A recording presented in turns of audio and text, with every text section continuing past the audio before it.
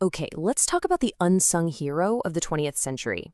Seriously, before the silicon chip, before transistors, there was this little thing, the vacuum tube.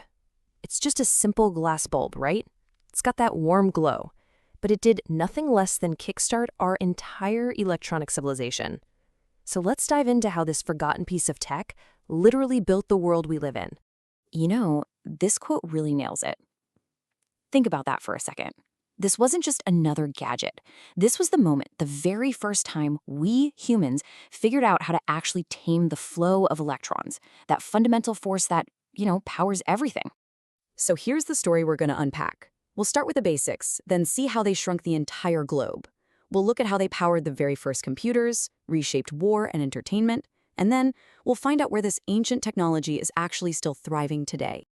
So how did this one simple device do so much? Well, it all comes down to two foundational abilities.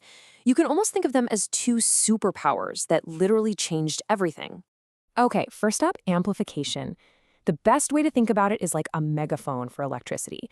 A tiny, weak signal goes in one end, and a much, much stronger version comes out the other. The super simple idea? It was an absolute game changer for solving the single biggest problem in early communications: distance. All of a sudden, a radio signal from a city hundreds of miles away wasn't just faint static anymore. It was crystal clear music and news right there in your living room. A voice on a telephone could now cross an entire ocean. Amplification basically just defeated the natural decay of a signal. It shrunk the planet.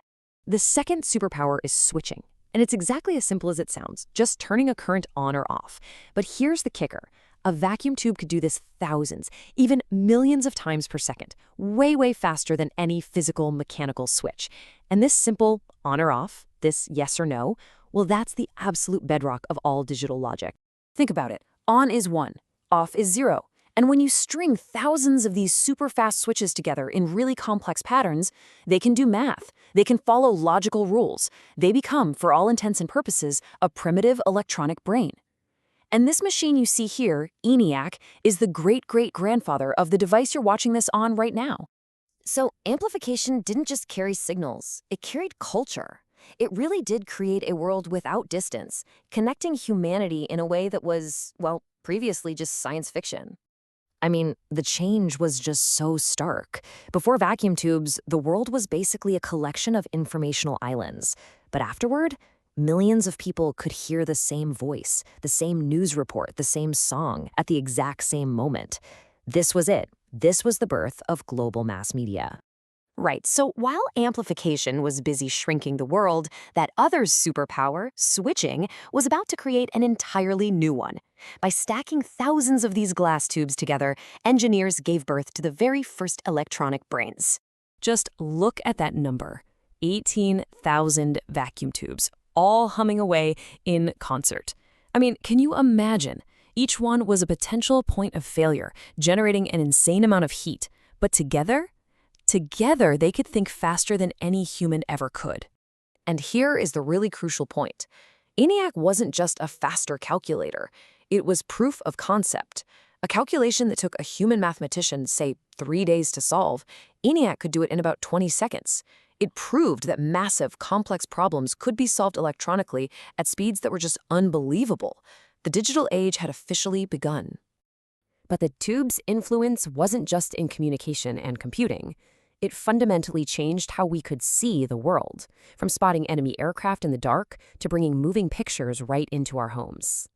So during World War II, these specialized high-powered tubes were the beating heart of radar systems, making it possible to detect ships and planes from miles away. It was a huge deal. But then, after the war, that same core idea, using electronics to create and display an image, found its way into medicine with X-rays, and, most famously, into our living rooms. You know that old boxy television set? Well, it was basically one giant specialized vacuum tube called the cathode ray tube, or CRT. Way at the back, in the narrow end, a device called an electron gun would just fire a beam of pure energy down the length of the tube. And then powerful magnetic coils would steer that beam, zapping it back and forth across a phosphor-coated screen at the wide end. It was literally painting a picture with electricity, line by line, so incredibly fast that our eyes just saw it as a single moving image. a total miracle of engineering, for sure. But this entire revolution, it was built on a really fragile foundation. For all their power, vacuum tubes were, well, they were deeply flawed. They were huge, they guzzled electricity, they got incredibly hot, and worst of all, they were just plain unreliable. The little filaments inside would burn out constantly. I mean, can you imagine being the engineer whose job it was to find the one burnt-out tube among thousands in a machine like ENIAC? The need to overcome these problems, to make something smaller, more reliable, more efficient, that's what led directly to the invention of its successor in 1947, the tiny, solid, and world-changing transistor. So that should really be the end of the story, right? A superior technology comes along and makes the old one obsolete. But here's what's so fascinating. The vacuum tube never completely disappeared. It turns out one of the tube's biggest flaws is also its most beloved feature. See, when a tube amplifies sound, it doesn't do it perfectly. It adds this subtle, musically related distortion, these things called even harmonics, that our ears just happen to perceive as fullness and warmth. It's technically less accurate, but to us, it just sounds better. And that's why the tube is still with us. High-end audiophiles will pay thousands for that warm analog sound, and almost every iconic electric guitar riff you've ever heard was blasted through an amplifier glowing with vacuum tubes, creating this incredible tone that, honestly, digital processors still struggle to replicate perfectly. So it kind of leaves us with this thought. The vacuum tube's flaws, its heat, its size, its unreliability, those were the very things that drove the creation of the transistor and the microchip. So what are the flaws of our current technology? What are the frustrations and the limits that are, right now, quietly inspiring the next great leap forward?